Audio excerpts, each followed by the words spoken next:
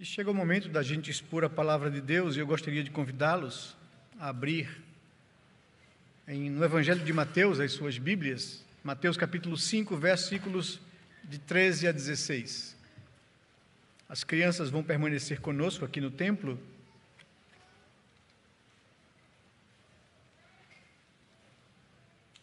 E se alguma delas estiver querendo pregar também, né?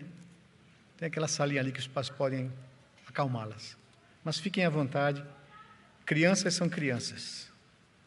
E adultos é gente compreensível e madura para lidar com isso. Mateus capítulo 5, versículos de 13 a 16.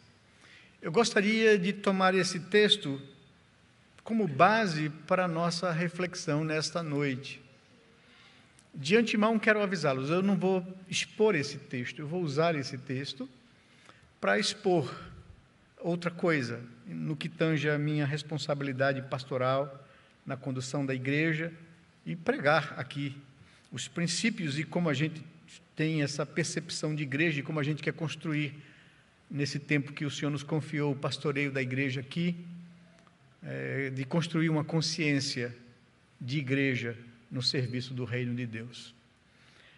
Palavras de Jesus ao final daquilo que nós conhecemos como as bem-aventuranças. Ele está concluindo o fato de fazer uma distinção das multidões que o seguiam para obter dele algum favor e dos discípulos de Jesus, que seguiam a Jesus por aquilo que o Senhor era. E isso manifestava então essa diferença e essa transformação. Jesus então se retira do meio das multidões, vai para um monte, e os seus discípulos vêm após ele. Se você observar no final do capítulo 4, multidões de todas as regiões vinham a Jesus, acometidas de várias doenças e enfermidades, e eles a todos os curou. Mas essas pessoas procuravam o Senhor exatamente para se livrar de algum mal que, acometido, perturbava essas pessoas, e o Senhor usou de misericórdia para com todos. Mas ele chama os seus discípulos e fala sobre aquelas características que caracterizam a pessoa que de fato passou por uma transformação e por um novo nascimento. Isso é o que se chama das bem-aventuranças, né? As 4 primeiras delas dizem respeito à minha relação com Deus, à nossa relação com o Senhor, né? De reconhecermos a nossa pecaminosidade, a nossa miséria espiritual, de lamentarmos e chorarmos a nossa condição, né? De sermos, por causa disso, né, quebrantados e mansos no nosso espírito, na nossa relação com Deus, né? E de sermos pessoas que passam a ter fome e sede da justiça de Deus. Isso é o sentimento que a gente tem em relação ao Senhor, de uma pessoa que verdadeiramente passou por essa transformação. Essas características de caráter estão lá presentes na vida deles. Isso resulta num relacionamento com outras pessoas, que também manifestam algumas características que o Senhor, então, expõe nas próximas 4 bem-aventuranças, né? Que ele diz que a gente passa a ser misericordioso com os outros, da mesma forma que Deus foi misericordioso conosco. Que a gente também passa a ser uma pessoa limpa de coração, ou seja, sincera nos motivos das nossas relações com as pessoas. Ele diz que outra característica é que nós somos pacificadores, ou começamos a promover a paz ou a reconciliação do homem com Deus. E ele diz que, por fim, apesar de toda essa atitude de misericórdia, de sinceridade e de pacificação, a gente vai sofrer perseguição, né? Porque talvez essas coisas causem algum desconforto nas pessoas. E a gente não deveria se desanimar ou se entristecer porque sofremos perseguição. Se é por causa do nome do Senhor, alegrem-se, pois assim sofreram os que vieram antes de vocês.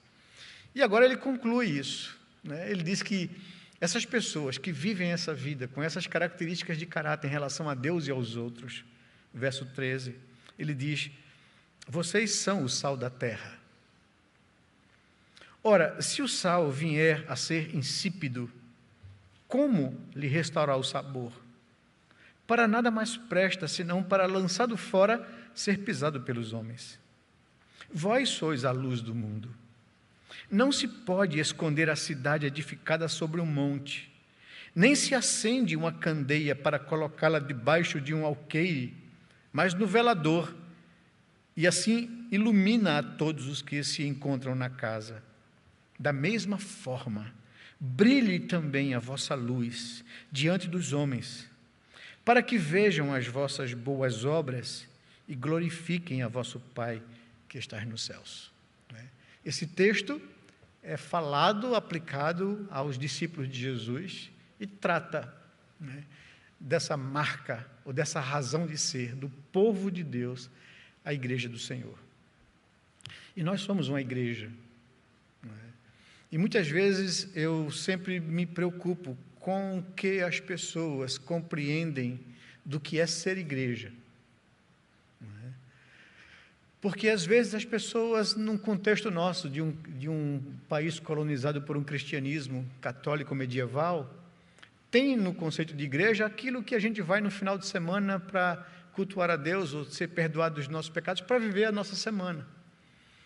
E não é isso que é ser igreja. Então eu gostaria de ter com vocês essa conversa pastoral do que nós procuramos construir na consciência da igreja local, na razão de ser dela e no serviço do reino de Deus. Antes de continuar, eu queria fazer uma análise, uma pesquisa assim. Quantas pessoas estão conosco aqui, nesse templo, que não são membros dessa igreja ainda? Por favor, levante sua mão. Um bocado de gente, né? Pronto, pode baixar. Quantos são membros da igreja? Outro bocado, né? Então, está quase 50% a 50%, não é? Outra pergunta, antes da gente continuar aqui, só por curiosidade. Quantos de vocês já foram vacinados? Um bocado de gente, tá bom. Pode baixar a mão. Quantos ainda não foram vacinados? Ok, menor o número, não é? Ok, a gente está caminhando para a normalidade, e isso é importante para mim, no que eu queria falar para vocês nessa noite. Há 5 anos atrás, aproximadamente, quando eu fui reeleito pela segunda vez como pastor dessa igreja, a gente apresentou para a igreja um projeto para esclarecer a igreja o que é que a gente pensa acerca da igreja enquanto pastor, na consciência da responsabilidade que Deus nos confiou de cuidar e pastorear e conduzir a igreja de Deus.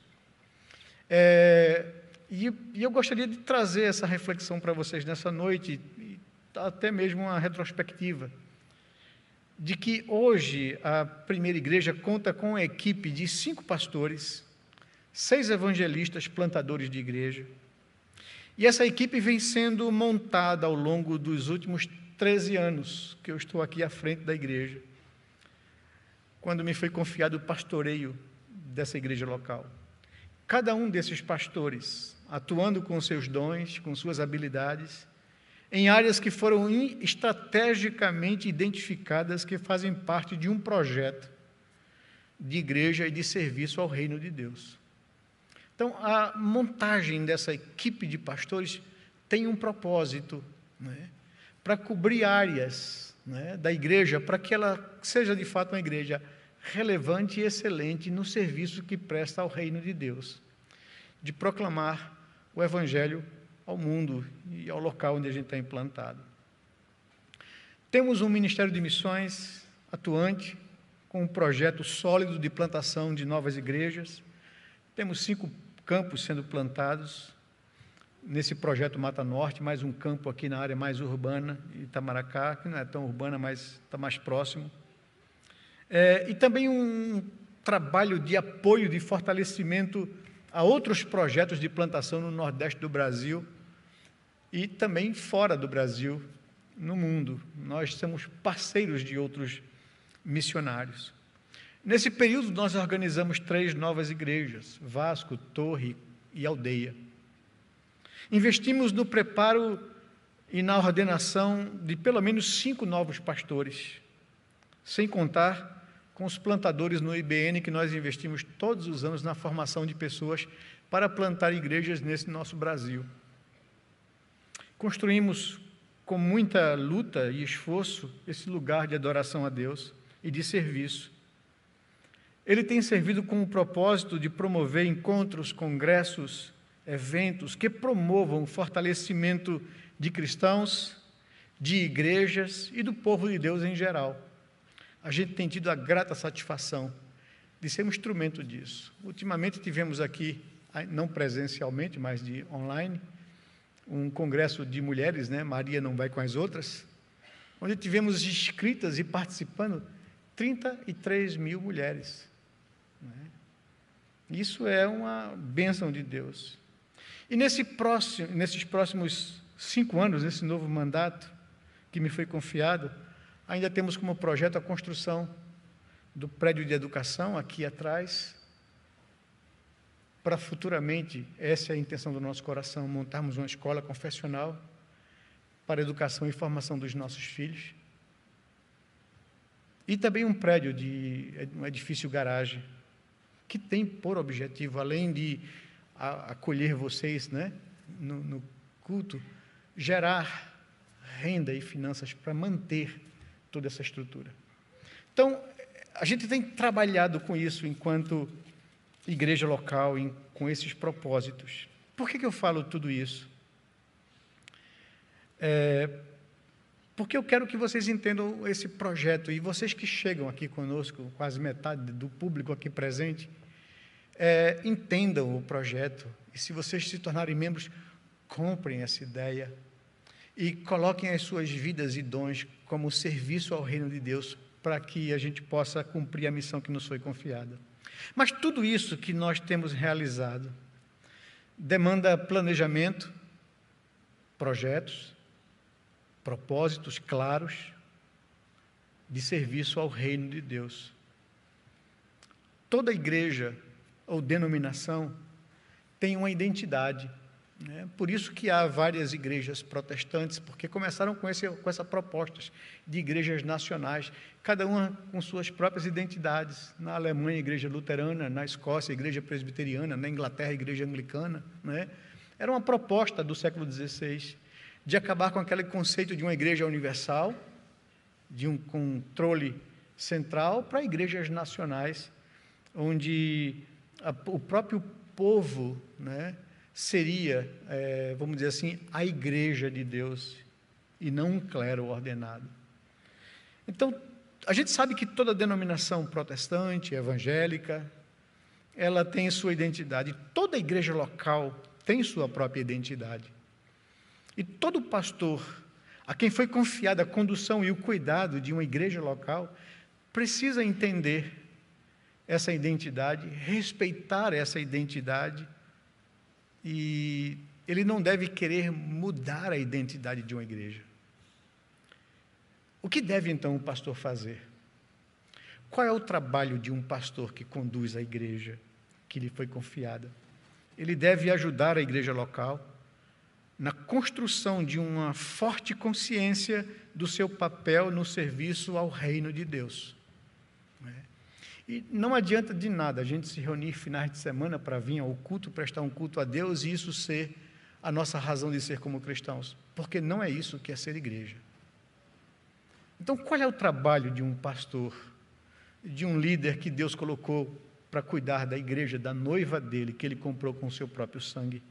É ajudar essa igreja a construir a consciência de serviço ao reino de Deus. O que então ele deve fazer é isso. E é sobre isso que eu gostaria de tratar com vocês, a construção da consciência do papel da igreja no serviço do reino.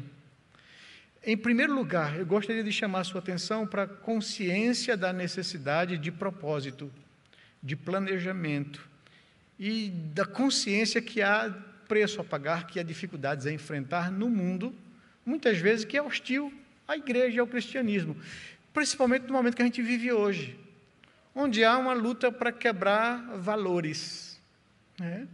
Onde ser conservador, e ser conservador significa você manter valores. Ser conservador é uma coisa que é fora de moda. e que há uma hostilidade em relação a igrejas cristãs, porque são igrejas que conservam valores e princípios. Então, como igreja, certamente nós vamos enfrentar dificuldades no mundo pós-moderno, né? E é preciso ter consciência disso, né?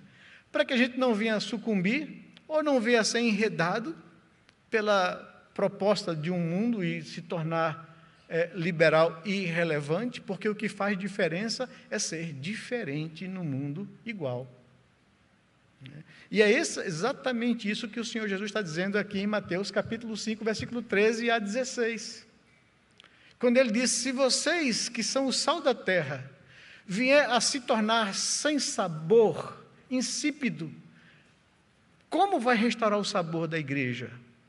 Para nada mais presta senão para ser usada como asfalto. Naquela época, o sal servia principalmente, hoje também, em países frios, onde neva, não é? Para você tirar a neve da estrada, você lança sal, não é? Para poder derreter a neve. E aí ser pisado pelos carros ou pelas pessoas, no caso, não é? Ele disse: vocês são o sal da terra. E a igreja que é sal da terra foi colocada no mundo para preservar o mundo, né? Que o sal preserva o alimento, né? Carne de sol, carne de charque, não precisa ir para a geladeira, porque é preservada pelo sal. Ela não apodrece por causa do sal. A igreja está espalhada na sociedade para preservar a sociedade. Mas se vocês perderem a capacidade de preservação, para que vocês servem? Senão para ser lançado fora e pisado pelos homens. Então, a igreja precisa ser sal na terra, ser luz do mundo, porque ela é esperança para esse mundo que anda em trevas e que anda num processo de putrefação de valores, de conduta diante de Deus. Então, é preciso ter essa consciência de propósito, de planejamento, de preço a ser pago diante disso. Lucas capítulo 14, eu gostaria de convidar você a ir para esse texto na palavra de Deus. O Senhor Jesus, falando aos seus discípulos de que eles deveriam ter consciência do que é seguir a Cristo. Vejam o Evangelho de Lucas capítulo 14, verso 25 a 33. Quando o Senhor Jesus, falando aos seus discípulos, observa o seguinte, que grandes multidões o acompanhavam, e ele, voltando-se, lhes disse: se alguém vem a mim e não aborrece a seu pai, e mãe, e mulher, e filhos, e irmãos, e irmãs, e ainda a sua própria vida, não pode ser meu discípulo. E qualquer que não tomar a sua cruz, e vier após mim, não pode ser meu discípulo. Pois qual de vós, pretendendo construir uma torre, não se assenta primeiro para calcular a despesa e verificar se tem os meios para concluir? Para não suceder que, tendo lançado os alicerces e não a podendo acabar, todos os que virem zombem dele, dizendo: este homem começou a construir e não pôde acabar. Ou qual é o rei que, indo para combater outro rei, não se assenta primeiro para calcular se com 10.000 homens poderá enfrentar o que vem contra ele com 20.000? Caso contrário, estando o outro ainda longe, envia-lhe uma embaixada, pedindo-lhe condições de paz. Assim, pois, todo aquele que dentre vós não renunciar a tudo quanto tem, não pode ser meu discípulo.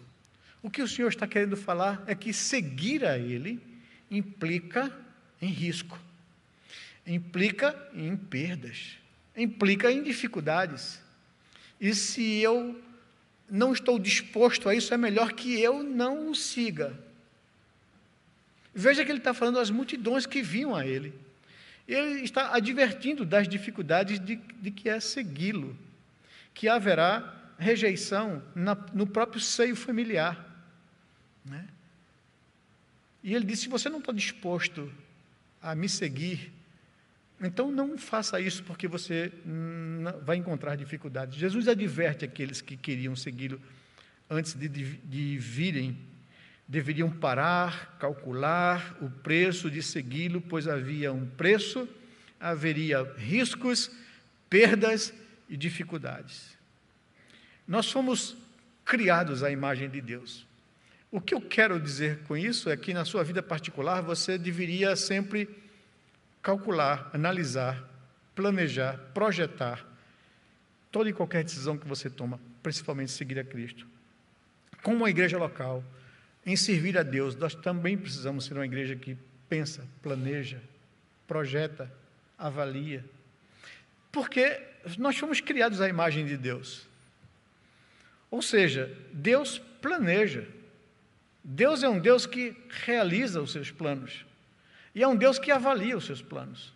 E a gente observa isso de forma clara na criação. Se a gente for para Gênesis e os primeiros capítulos de Gênesis, a gente vai observar isso com muita clareza. Gênesis 1, 26. Deus está reunido em Trindade. Pai, Filho e Espírito Santo. E Ele está ali planejando a criação. Façamos o homem, a nossa imagem e semelhança. Tenha Ele controle sobre a criação. Então Deus está planejando criar um ser, a semelhança dele, que tenha condição de controlar, de administrar a criação, como Deus administra o universo. Então nós fomos criados por Deus com essa capacidade de planejar, de analisar, de avaliar, de decidir. O Deus que se apresenta na criação, a gente vê no capítulo 1 de Gênesis, não somente Ele tomando a decisão e planejando fazer o homem à sua imagem, para que esse homem controle a criação que Ele faria, mas a gente vê a ordem da criação no capítulo 1 de Gênesis. No primeiro dia Deus fez isso, isso e isso. No segundo dia Deus fez isso, isso e isso. E todos os dias tinham a ver com criar condições para o próximo dia, e a gente vê uma criação ordeira, organizada e planejada. Primeiro dia, segundo dia, terceiro dia, e quando Deus acaba a criação, capítulo 2, versículo 1, tendo Ele acabado tudo o que havia planejado. Então é um Deus que planeja, e Ele manifesta, deixa claro isso ali na criação, e Ele nos criou com essa capacidade de planejar, de controlar, de administrar, de gerir a nossa vida e a criação que Ele nos colocou como responsáveis por ela. A gente vê Deus não somente criando, mas avaliando cada dia.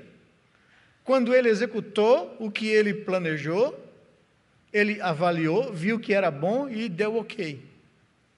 Todos os dias tem essa ordem, essa sistemática. Deus executando o que havia planejado, Deus avaliando o que executou e viu Deus que era bom.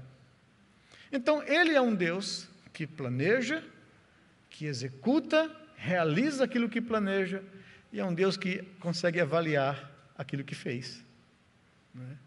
E Ele nos criou com essa capacidade, como pessoas, como comunidade, como coletividade, enquanto igreja. Então esse é o Deus, e no capítulo 2, assim foram acabados todas as coisas ali na criação. Mas nós vemos que o Deus é um Deus organizado, que planeja também quando aconteceu o desastre da desobediência e da queda na criação. O ser que Ele havia criado conforme a sua imagem e semelhança, com autonomia de decisão, se rebelou contra Deus e quis ser o seu próprio Deus e ter o controle da sua própria vida, voltando-se contra Deus, e estragou toda a criação. Deus então resolveu, planejou redimir esse homem, redimir a sua criação. E o apóstolo Paulo, escrevendo a carta aos Efésios, aponta para um Deus que planeja ações para resgatar a sua criação. Capítulo 1 de Efésios, se você abrir sua Bíblia lá, você vai ver comigo isso. O apóstolo Paulo apresentando aos crentes ali de Éfeso, aquela comunidade gentílica que não conhecia a Deus, o Deus de Israel, que agora conheceu esse Deus pela graça dele, o apóstolo Paulo apresenta o projeto ou o plano redentivo de Deus para salvar o homem da condição que ele se meteu. Veja o capítulo 1, versículo 3, como o apóstolo Paulo apresenta esse plano de Deus e a ordem de Deus em executar o seu plano redentivo. Ele diz no verso 3, que bendito Deus e Pai de nosso Senhor Jesus Cristo, que nos tem abençoado com toda sorte de bênção espiritual nas regiões celestiais em Cristo, assim como nos escolheu nele antes da fundação do mundo, nos escolheu para sermos santos e irrepreensíveis perante ele. Então Deus escolheu. E em amor nos predestinou, ele providenciou os meios para que nós o encontrássemos, ou para que fôssemos encontrados pela sua graça. Ele não somente nos escolheu, mas ele predestinou ou providenciou os meios para que a gente fosse encontrado pela sua graça. Em amor nos predestinou para ele, para a adoção de filhos, por meio de Jesus Cristo, segundo o beneplácito de sua vontade. Ele nos escolheu, ele predestinou e ele nos adotou como filhos, para o louvor da sua glória, diz o verso 6, da sua graça, da glória de sua graça, que ele nos concedeu gratuitamente no amado, no qual temos a redenção pelo seu sangue, a remissão dos pecados, segundo a riqueza da sua graça. Então, todas essas coisas foram feitas para que a gente fosse remido dos nossos pecados, segundo a riqueza da sua graça, que Deus derramou de forma abundante sobre nós em toda sabedoria e prudência, desvendando-nos o mistério da sua vontade, segundo o seu beneplácito que propusera em Cristo, de fazer convergir nele, na dispensação da plenitude dos tempos, todas as coisas, tanto as do céu como as da terra. Nele, digo, no qual fomos também feitos heranças, predestinados segundo o propósito daquele que faz todas as coisas conforme o conselho da sua vontade, a fim de sermos para o louvor da sua glória, o propósito de Deus redimir para sermos para o louvor da sua glória, nós que os de antemão esperamos em Cristo, em quem também vós, agora, vós gentios, que ouvistes a palavra da verdade, o evangelho da vossa salvação, tendo nele também crido, fostes selados com o Santo Espírito da promessa, né? O qual é o penhor, a garantia da nossa herança, até o resgate da sua propriedade em louvor da sua glória. Então, ele diz que Deus, o plano de Deus redentivo, vem desde a fundação do mundo, quando ele elege, providencia os meios, adota por filhos, né? E esse preparo do alcance pelo Evangelho até a sua glorificação, até a vinda de Cristo, até o louvor da sua glória. Então aqui Paulo apresenta esse Deus que planeja, esse Deus que executa o seu plano, e esse Deus que levará tudo a bom termo, né? Então nós fomos criados à imagem de um Deus assim. E Deus nos deu a capacidade e a condição de sermos pessoas que pensa, que planeja, que avalia, que toma decisões. Então, a consciência, né, dessas verdades é preciso que nós tenhamos, da necessidade de termos propósitos, planejamento em nossa vida, porque haverá sempre dificuldades a serem enfrentadas. Mas, assim, em segundo lugar, eu gostaria de que a gente pudesse entender que a construção da consciência do papel de uma igreja no serviço do reino de Deus passa também pela construção da consciência da nossa identidade como igreja local, como povo de Deus. Nós vimos trabalhando nos últimos 5 anos aqui com vocês 2 textos que marcam essa consciência, para que todos nós tenhamos esses textos no nosso coração e na nossa vida, para sabermos quem somos, enquanto pessoas e enquanto comunidade local. O primeiro texto é aquele de Pedro, capítulo 2, verso 9, que eu acho que quem é da igreja sabe de cor salteado, porque eu já bati tanto nesse texto com vocês, que responde a uma pergunta da nossa identidade: quem somos nós? E o texto de Pedro, que cita Levítico, lá no Antigo Testamento, diz que nós somos uma raça eleita. Nós somos sacerdotes do reino. Nós somos uma nação santa. E nós somos um povo de propriedade exclusiva de Deus. Fomos comprados naquela cruz por um preço muito caro e precioso, o sangue do seu Filho. Deus nos resgatou das trevas e nos comprou para Ele. Por isso, a consciência, nós somos uma raça de pessoas eleitas por Deus, nós somos sacerdotes do Rei, nós representamos Deus, nós somos uma nação, um povo santo, separado, significa isso a palavra, e somos agora uma propriedade exclusiva de Deus. Nós não nos pertencemos mais, não é? Nós não pertencemos mais a um mundo caído e hostil contra Deus. Nós fomos comprados, resgatados, um preço alto foi pago pela nossa vida, a vida do seu Filho. E também tratamos do texto de 2 Coríntios, capítulo 5, verso 18 ao versículo 2 do capítulo 6, que ainda fala de quem somos nós. E o apóstolo Paulo, ali naquele texto de 2 Coríntios, capítulo 5, diz o seguinte, eu gostaria de ler esse texto com vocês. Verso 18, ora, tudo provém de Deus, que nos reconciliou consigo mesmo por meio de Cristo, e nos deu o ministério da reconciliação, a saber, que Deus estava em Cristo reconciliando consigo o mundo, não imputando aos homens as suas transgressões, e nos confiou a palavra da reconciliação. De sorte que somos embaixadores em nome de Cristo, como se Deus exortasse por nosso intermédio. Em nome de Cristo, pois, rogamos que vos reconcilieis com Deus. Aquele que não conheceu o pecado, Cristo, Ele o fez pecado por nós, para que nele fôssemos feitos justiça de Deus.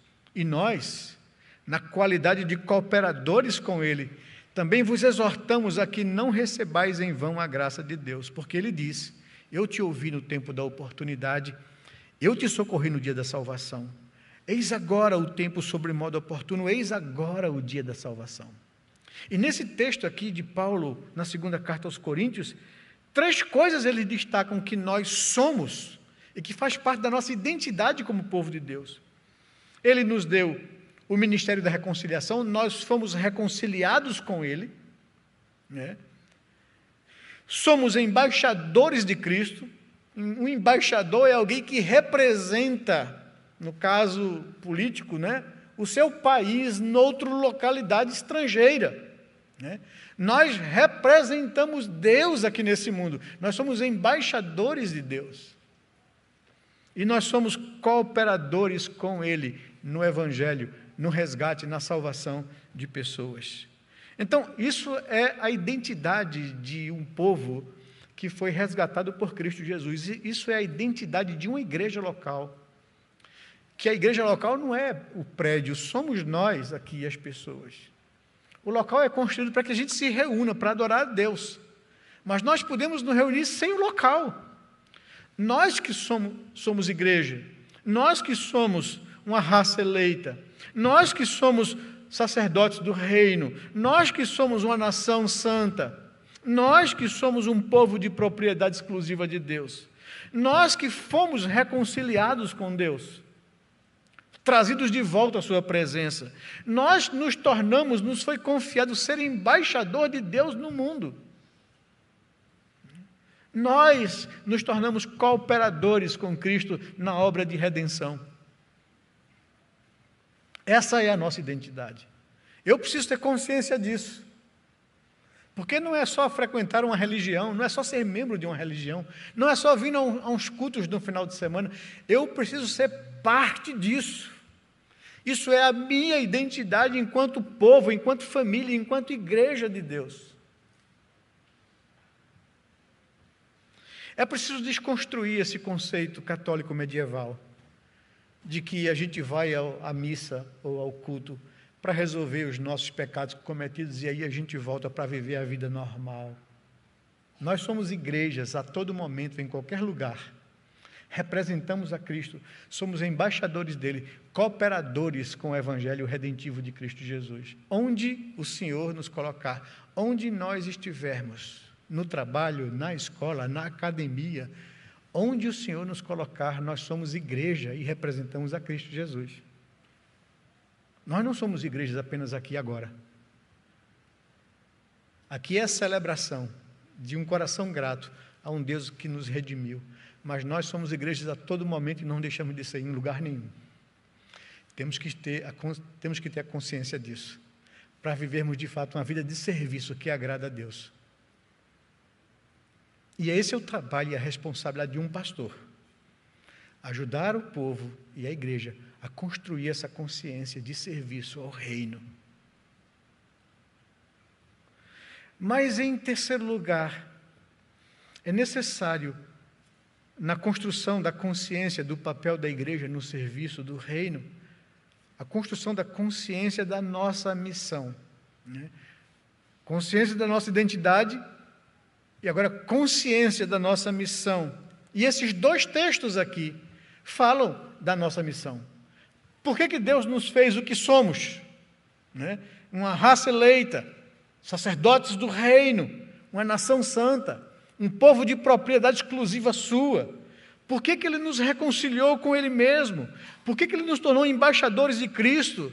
Por que Ele nos fez cooperadores com Ele? E aí vem a consciência da nossa razão de ser. Né? Consciência de identidade de quem eu sou me leva à consciência da minha razão de ser, do propósito da minha vida. E o texto de 1 Pedro capítulo 2, versículo 9, a segunda parte, nos diz que nós somos raça eleita, sacerdócio real, nação santa, povo de propriedade exclusiva de Deus, a fim de... E aí aponta para o nosso propósito, para a nossa razão de ser, para a missão que nos foi confiada, a fim de proclamar as virtudes daquele que nos tirou das trevas e nos trouxe a sua maravilhosa luz. Somos o que somos com o propósito de proclamar o Evangelho de Cristo Jesus, de anunciar isso às pessoas. Né? Ser um cristão é um mendigo dizendo a outro mendigo onde encontrar pão, onde encontrar comida, onde encontrar um lugar de acolhimento para dormir. Eu encontrei, eu vim aqui te chamar para você também se alimentar e ser acolhido.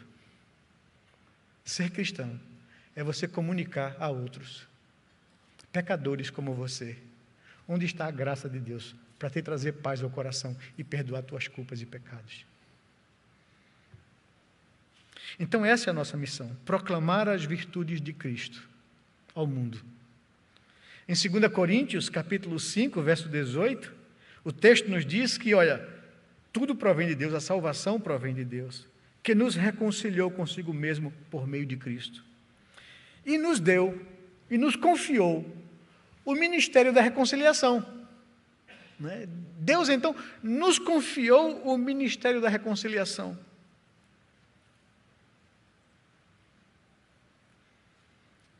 O texto também nos diz que, como ministros da reconciliação, nós devemos clamar ao mundo que se reconcilie com Deus, rogar ao mundo que se reconcilie com Deus.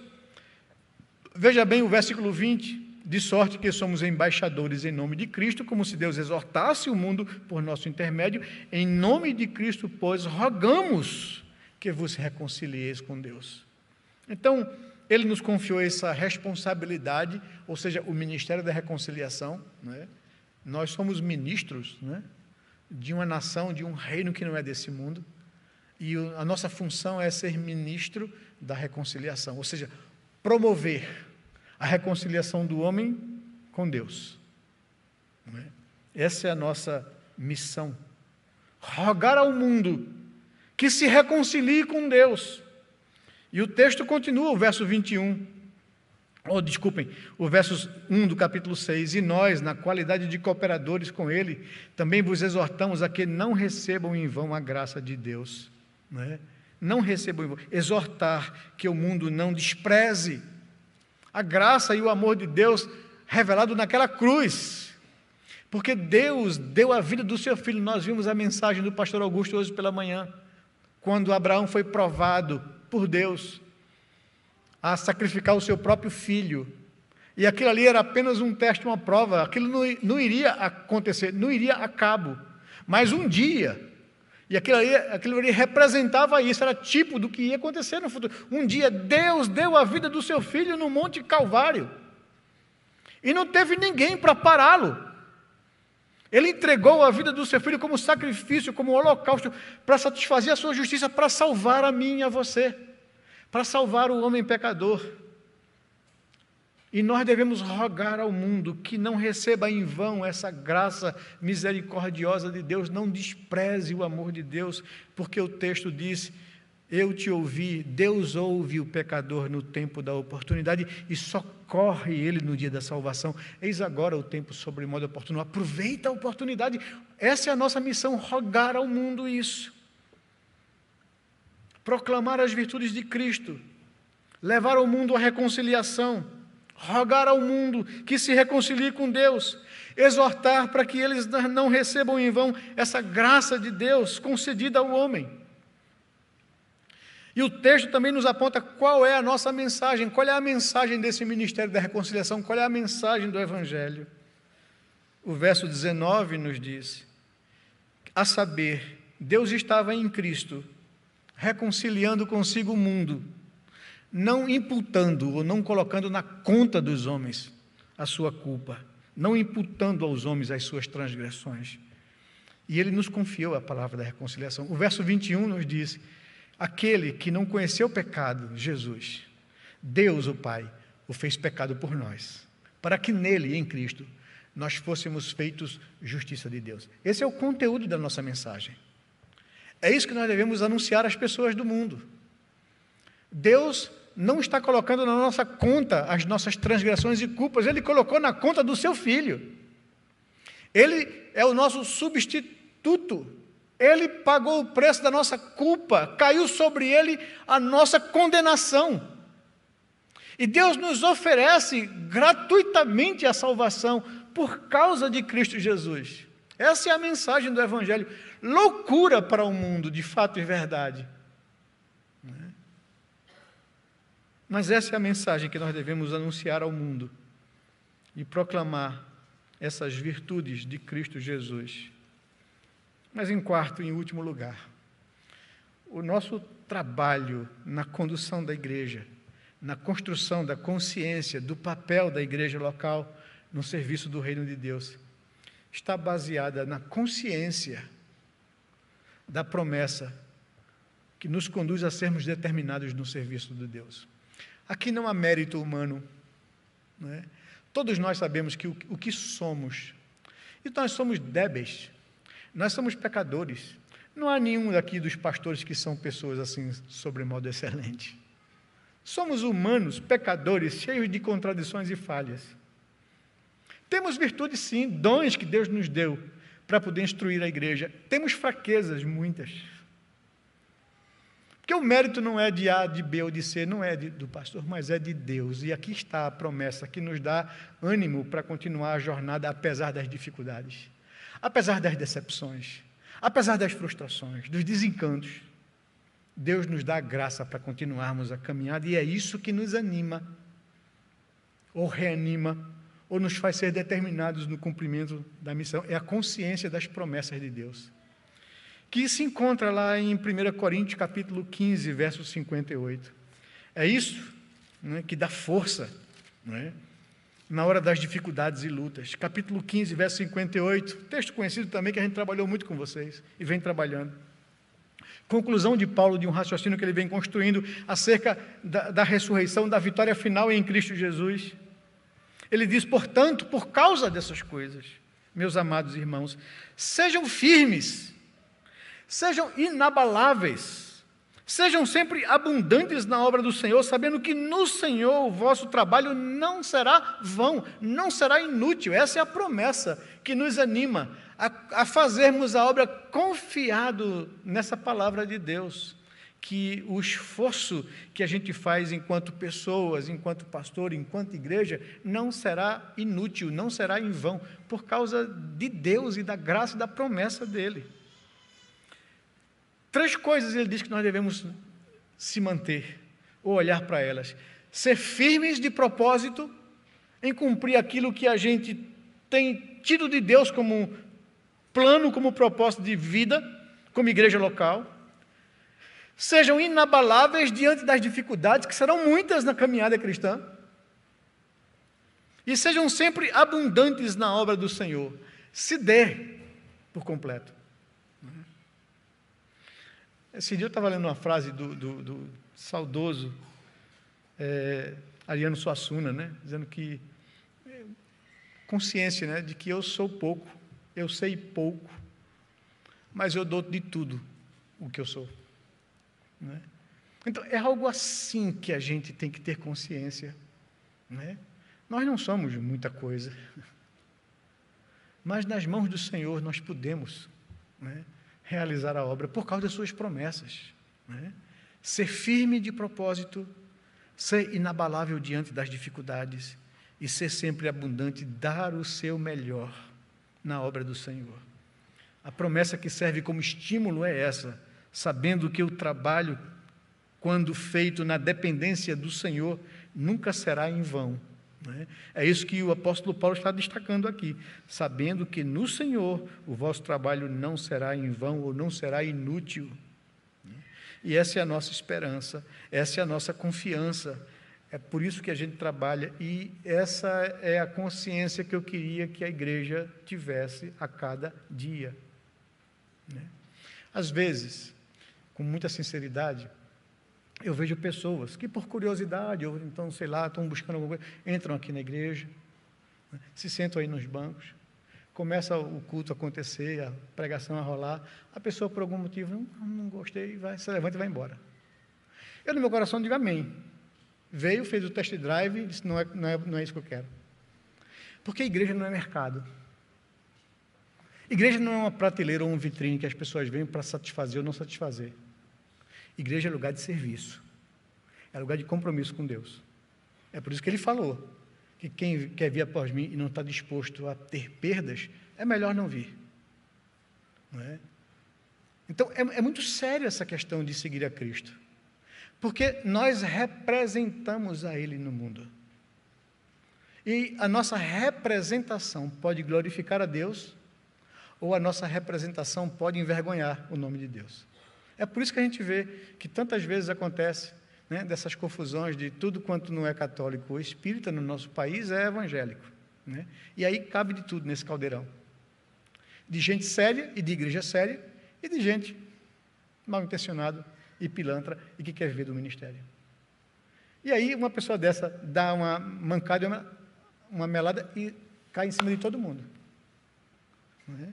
Mas eu digo para você, ser cristão é ter esse compromisso, essa consciência de viver a vida para o serviço do reino de Deus. Por isso, o texto de Mateus capítulo 5, versículo 13 a 16. Vós sois o sal da terra. Se o sal vier a ser insípido, para nada mais presta. Então, vejam bem, uma igreja local pode ser irrelevante. Se ela não fizer diferença onde ela está plantada, ela pode ter 300 anos de igreja ou tradição, mas ela se torna irrelevante. É um sal que perdeu a sua capacidade de preservar. Para nada mais presta, disse Jesus, senão para ser lançado fora, ser pisado pelos homens. Quantas igrejas históricas do cristianismo evangélico e protestante hoje são igrejas completamente irrelevantes e morreram, se destruíram. A questão, eu sempre digo, não é participar de uma denominação, não é o fato de ser presbiteriano, você tem que ser cristão, discípulo de Jesus. O ser de uma denominação é uma consequência e não a causa de vivermos para o reino de Deus. Então, precisamos ser discípulos de Jesus, gente comprometida com a consciência de servir ao reino e a Cristo Jesus. Isso é ser igreja local. Por isso o Senhor falou, vocês são o sal da terra. Salguem, preservem, façam diferença.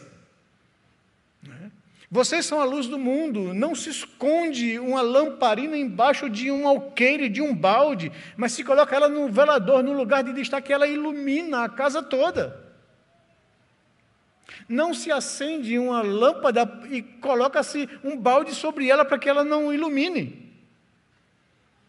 A igreja, o povo de Deus, eu e você fomos postos no mundo, fomos transformados por Deus, nos tornamos o que nos tornamos para que a nossa luz brilhe no mundo, para sermos relevantes no mundo.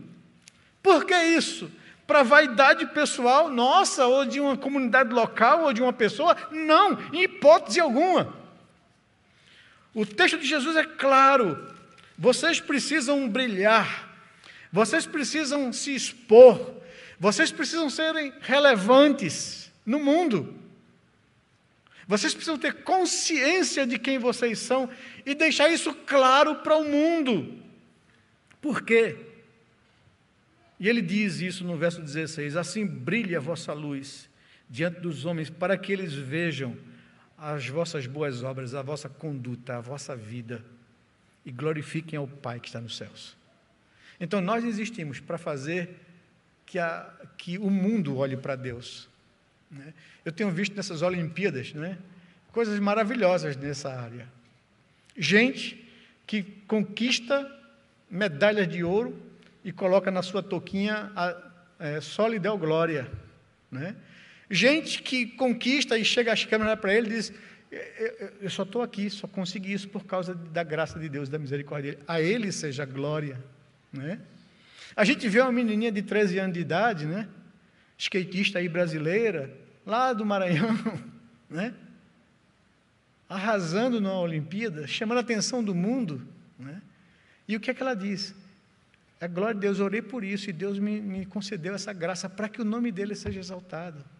A gente vê o Ítalo, um jovem lá que nasceu numa comunidade pobre em Natal, que surfava no isopor do pai dele, que era pescador. Agora chega medalha de ouro no Brasil, a única que a gente tem. E qual é a palavra dele? Eu orei a Deus todos os dias, para que Deus me desse a graça, dessa conquista, para o nome dele ser glorificado. A vida de um cristão é assim. Você precisa dar o seu melhor. A sua luz precisa brilhar diante dos homens, para que eles vejam a glória de Deus e glorifiquem a Deus que está nos céus. Para que você possa render a Ele sua glória, porque para isso nós fomos criados, para expressar, para espelhar para o mundo a glória de Deus. Essa é a razão da nossa vida, essa é a razão de ser igreja. Precisamos ser uma igreja excelente, relevante? Sim. Para isso, é a justa cooperação e colaboração de cada um de vocês, a consciência de compromisso, de dar a sua vida, os seus dons, para que o nome de Deus seja exaltado. Essa é a nossa intenção. E tudo isso por causa do quê? Gratidão por aquilo que Ele fez por nós naquela cruz. Ele deu a vida do seu Filho. Eu preciso dar a minha vida consagrada a Ele, para que Ele possa usá-la para a sua glória, para que eu cumpra o propósito pelo qual eu fui criado e fui redimido. Amém? Eu queria trazer essa consciência para cada um de vocês, que são membros dessa igreja, e para vocês que estão se chegando nessa igreja. Nós somos um povo que queremos servir esse Deus maravilhoso, por gratidão, por aquilo que Ele fez por nós. Venha, faça parte disso, e viva a sua vida para a glória desse Deus maravilhoso. Amém? Vamos orar ao Senhor. Pai querido, Deus amado, Deus de amor e misericórdia, nós queremos louvar o Teu nome, por esse momento que nós temos aqui para cultuar ao Senhor e bendizer ao Senhor e ser grato ao Senhor por aquilo que o Senhor fez por nós naquela cruz. Louvado seja o Senhor por isso. Dá ao coração de cada um dos meus irmãos aqui presentes, de cada um daqueles que nos ouve também pela internet, o desejo de se comprometer com o serviço do reino de Deus. Nós não queremos ser religiosos, queremos ser discípulos de Jesus, seguidores de Jesus, gente comprometida com o Senhor da glória, que vive a sua vida para Ele, para cumprir o seu propósito. Nós não queremos ser pessoas que querem usar o Senhor para os nossos próprios projetos pessoais. Nós queremos que a nossa vida, Senhor, cumpra o Teu projeto, o Teu propósito. E que o Senhor seja exaltado, glorificado e conhecido através das nossas ações, da nossa conduta, da nossa vida, do nosso testemunho, do nosso comportamento. Tenha compaixão e misericórdia de nós e nos sustente, nos reanime, nos fortaleça diante das lutas, das dificuldades e das decepções, Senhor. Nós oramos assim ao Senhor, em nome e no amor de Jesus, Pai. Amém, Senhor Deus. Amém.